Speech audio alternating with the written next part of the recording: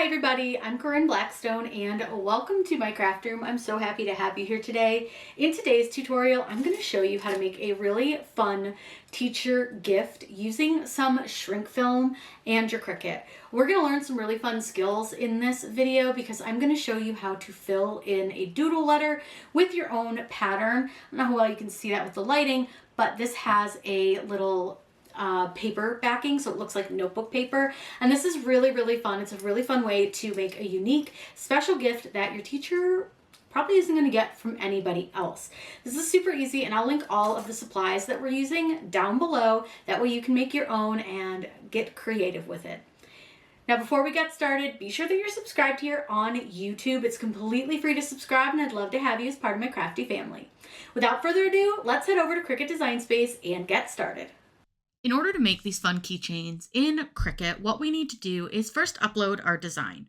So we're going to have 3 different parts to our design, and I'm going to upload each one of those pieces. So first we're going to click upload, and you're going to choose upload image.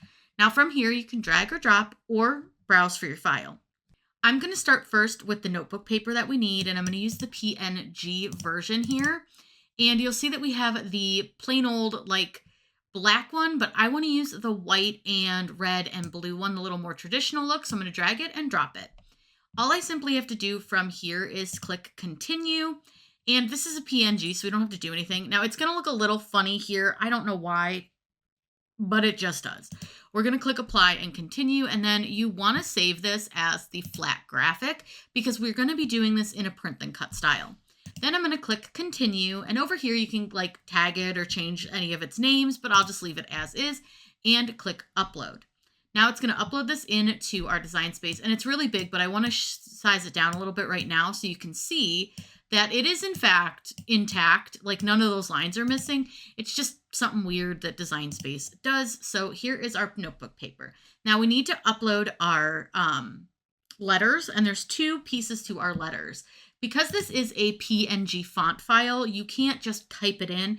You have to upload the letters that you want. So again, we're going to go to upload image, and we're going to drag and drop our file. Now we have a couple of styles for this, and you can see that they're listed as PNG files. I'm going to open this one because this is the one I want. And you need the 2 different versions. You need the base color and the doodle lines. We'll start with base color, and we're going to use the letter B, and I want the capital B. So I'm going to drag it and drop it. And then I'm going to go ahead and click continue. Again, this is a PNG, so you don't need to remove any of the background. We're just going to click apply and continue. Now for this one, you can save it as a flat graphic or the single layer. It won't matter. We'll change it up in a minute. I'm going to click continue, and I'm going to click upload. Now I need to upload the other part of the file. So I'm going to click upload again, and I'm going to upload my image, and then I'm going to drag and drop.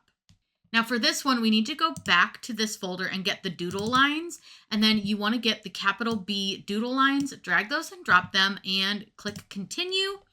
And you're going to apply and continue. And then again, you can save it as either or. We'll change it in Design Space. It doesn't matter as of right now, whether it is a print and cut or whether it is just uploaded as a layered graphic. Because again, we'll change this up. So with this, it just doesn't completely matter. Now, real quick, I am going to change the color of this so we can see it against the doodle letter. Get rid of that stupid, annoying panel that comes in. Now, what you're going to see are these are 2 different sizes right now. I'm going to size them both to 5 inches wide, just really quick, so that we can take a look and see these in the right size. Give me 1 second. Sometimes the sizing can be a little bit of a pain, and it doesn't always want to work. So again, I'm going to size this one down to 5. And now, as of what we have decided here, they will fit together. Maybe. Sometimes not. So you may need to play with your sizing. Sometimes it could just be easier just to expand it and size it.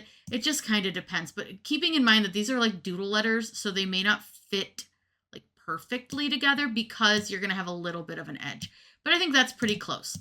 Now what I want to do is I actually want to slice the inner B, so the purple part, out of this notebook paper because I want this notebook paper to be the inside of our design. Just to make life easier, I'm going to hide the doodle lines really quick, and I'm just going to place this on top. Now, Normally what I would do is say size your letter, but I'm actually going to size my paper because I do want quite a bit of the design to be on my B. But I want to point something out. Look what happened. I moved it and it's a little bit messed up. Don't know why that happened. So what I'm going to do, I'm going to delete it. I'm going to go back to my uploads. I'm going to grab that original one and add this back to our canvas. And you'll see that it's back to normal. Why it does that, I don't know. Sometimes you have a little oopsie accident. But what I want to do is I want the notebook paper to be as big as my B. And I think that looks pretty good. I'm going to drag this under the B just so I can see where we're going to be kind of placing that red line, because I want to make sure that red line is on the B. And then what I'm going to do is select both items, and I'm going to use the slice option. Once I hit slice, you're going to see you've got quite a few layers here. I'm going to pull this B out of here, and I'm going to pull this out. Now, it is really hard to see, so let me change our background color to a gray so that you can see this a lot better. Much, much better, much easier to see. Now, again, we've got a few pieces and parts here, but that's okay. Delete this. I'm going to bring back in the edge of our doodle, and I'm going to get it lined up. It doesn't have to be perfect. We're going to fix it a little bit and kind of make sure everything looks good. But now you kind of get the idea where it's going to have like that notebook paper on the inside. Let me zoom back in. Now I want to add a design to the side over here. And I'm going to show you how easy this is to do. It is truly so simple. What I'm going to do is open up my text box, and I'm going to type in the name I'm going to put in here. So I'm going to just do my name, do Mrs. Blackstone. Now you can use any font style that you want to for this. Have fun with it. Do whatever you want to do. Use system fonts, use Cricut fonts, have fun with it. Make it however you want it to look. Now again, there's not like a right or wrong way to create this. And you can do like a thin font, you can do a thick font, but I think I'll do this one. This is Christmas Shine, and I'll link it down below. Now what I want to do is I want it to go along this edge right here. So I'm going to go ahead and I'm going to turn this. And it can help to change the color of it just so that you can see it against the edge a little bit better. And that'll help you kind of line it up where you want it to go. Now, this doesn't need to be huge. It doesn't need to be perfectly centered or anything like that. It just needs to be. Now, you can, again, adjust this. You can adjust the angle of it if you want. You can change it however you wish to. Now, mine is doing a snapping, which is super annoying. And if yours is doing that, go to your settings. And under Canvas, you'll see you have Snap to Align. I'm going to turn that off because I don't want it to keep snapping like that. I want a little more adjustment. So because I want that just slight more adjustment, I'm going to go ahead and do that. Now I'm going to pull this out just a little bit, and I'm going to adjust it just a little bit more. Now this is again where you kind of can play with it. I just want it to just like kiss the edge of that black section. Now, once I have done this, where it's kissing that edge of the black section, I want to add a little offset to this. So I select my text, and I'm going to go to Edit, and I want to go to the Offset option under Effects. Now, I don't want a big offset. I want a very small offset. So I'm going to kind of slide this down a little bit just so that it's pretty thin. And I think that looks pretty okay. Maybe a little bit thicker. Maybe we do like 0.72. Just so it's just a smidge thicker, and I'm going to click Apply. Now with this, we need to do two different things to this. I, one, need to slice it out of the black section, but I also need to make sure that I have it so that it's a full piece of our keychain here. So what I want to do first is I'm going to duplicate this, and I want to align everything here just so that it's all nice and neat. Just make sure it's aligned. If you're having a hard time seeing, go ahead, zoom that bad boy in. This is a little difficult because it is kind of big, but like I said, you just kind of got to like adjust things where they go.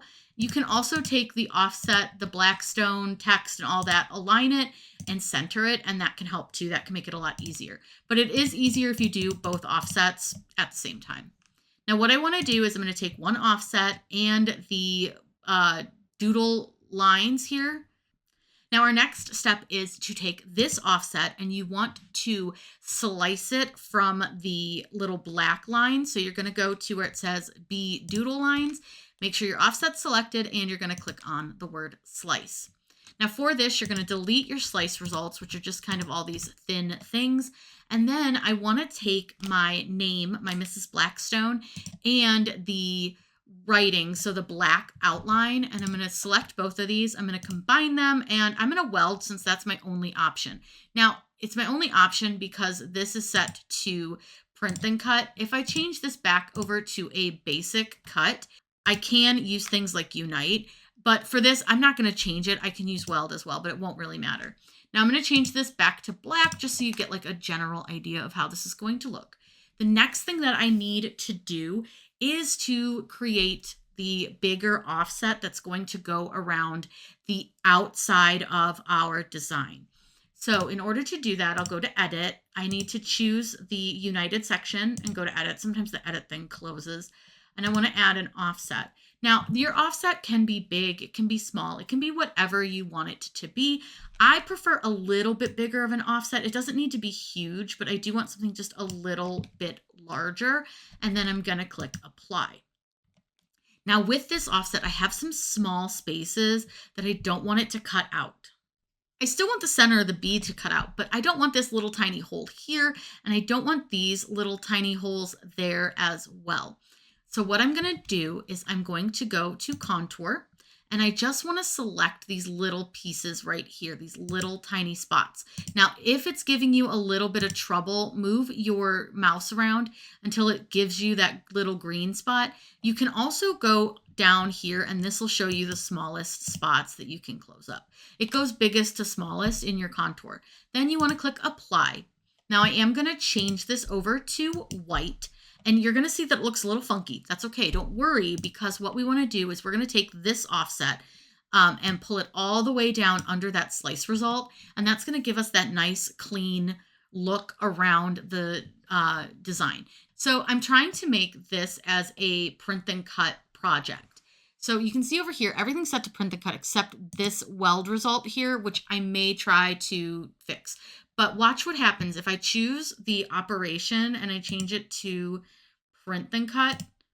Look what it does. And I don't know if it's doing that because it's welded. So I'm going to try to redo it and just sort of see if I go back a bunch of steps and unweld, if it will let me make it print and cut.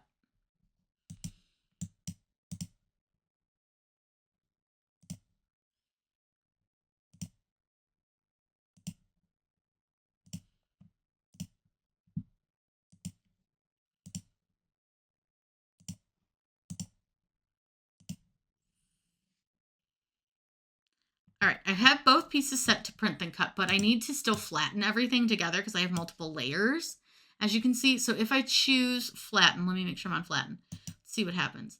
Now it works fine. So silly, weird little thing that Cricut Design Space does, and I'm not sure if it's obviously a glitch, but super annoying.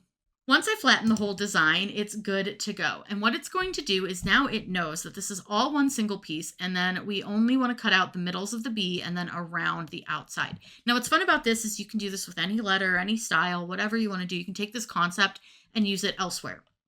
Now we do need to size this, and we're going to do print and cut with this, and keeping in mind that when we're doing shrink film, your sizing needs to be about 2 to 3 times larger than you want it to end up by the end. So I want this to be maybe around the 3-inch mark. So I only need to make this like maybe a little over 7 inches, and that should give us a pretty decent size.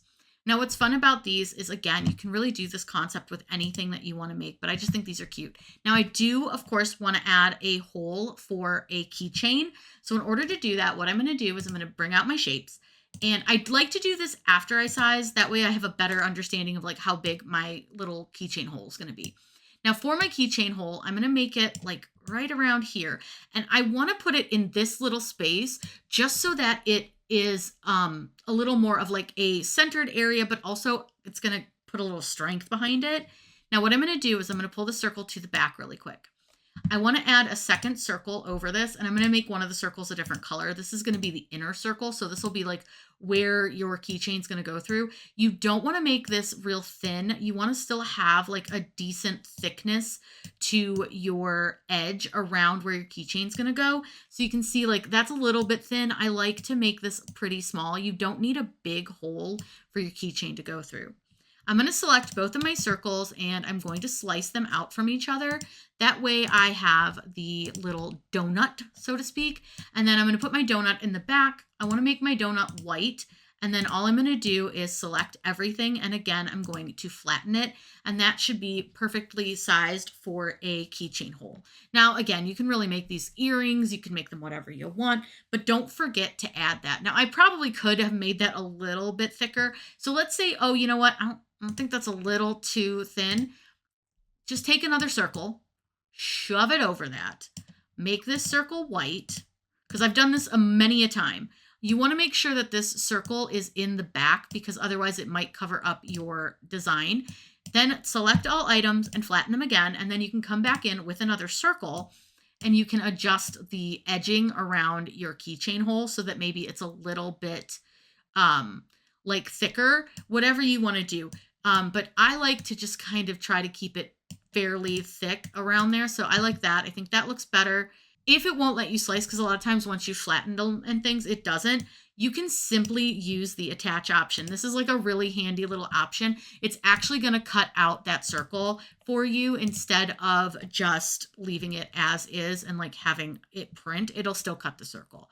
Design Space is a little bit funky when it comes to using like flatten and slice and things like that. So sometimes it's just easier to use attach, but this will tell it to cut the circle out. If for some reason you just want to make sure that circle doesn't print a color, just make it white and you can see your cut line that way as well. And what's fun about this too is you can still adjust where your circle is. So if you want a little bit smaller or whatever, you can adjust it a little bit more by using the attach feature. So that might be a better way to do this for you if this is what you're going to do. Now what I want to do is I'm going to click make and I'm going to save my project. I'm going to call this teacher keychain and click save. Now it's going to bring up our printable area. Now it is going to look a little bit funny. You're not going to see your white offset. You're not going to see the circle part where this is, but it's showing you your cut line. Just be aware that it's going to look a little weird, but don't panic. It's totally fine. I'm going to click continue and we're going to send this to our printer. Now, all I'm going to do is click next here, and you're going to print this with your inkjet printer. That's what works great with these shrink sheets. Now, for this, there's no color going to the edge, so leaving bleed on or off won't matter. I want to make sure I use my system dialog with this, and I'm going to click print. Now, when using these shrink sheets, I use the tech wrap ones and I use the white ones. I'm going to go to preferences, and I need to change a few things. First off, just leave the document size as is and make sure it's set to portrait. Paper type is where you're going to want to maybe do a little bit of like a test print because every printer is going to be a little bit different. But with this one, I did find that the presentation paper matte worked the best. And then I want to change my quality from standard to high.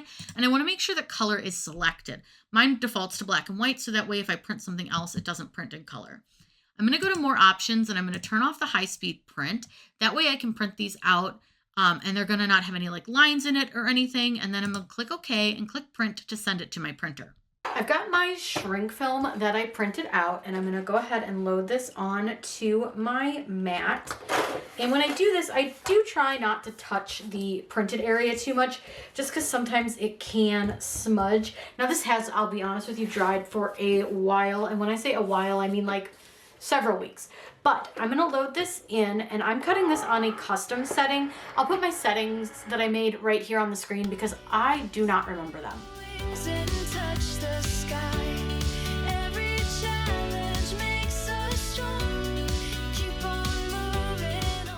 Now because I'm using a maker and I can reload this, I am going to just double check the cut because sometimes it doesn't like to cut through. And I think it cut kind of okay-ish. I'm going to see if I can kind of pop this out. A lot of times with the shrink film, you almost need to just like pop it out because it almost like perforates it, but it looks like I'm gonna be able to pop it out no problem. So we'll just get it the rest of the way off. And we gotta take the middle of the letter out. Now, obviously this thing is giant for a keychain, but don't worry, we're gonna warm it up, and that's gonna be what creates the sizing we need for the keychain. So let me go ahead and get all this out of the way so that we can heat this up. I'm gonna be using my Black & Decker heat gun, and I'm gonna use this on the low setting. It is a little bit loud, but it's not too bad. But one thing, I just get it a little warm. I just kind of put it on my hand, it's warm. And then you're gonna take it and put it over your design. Now your design may want to move around a bit while you're doing this, because it is basically just like paper. So you may want to grab something like a pin pen so that your hand isn't right under the heat. And see how it's starting to shrink now? This is just gonna be used to kind of hold it down and help it so that it doesn't go flying all over the place. Now you do wanna move your pen around a little bit, and it is gonna look like it's going to kind of wrinkle and crinkle in on itself, but do not worry, it will come undone as it shrinks.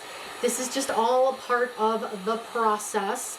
But you can see it's getting much smaller, and you just move your heat gun around. You don't wanna keep it in one place for too long because it could burn it.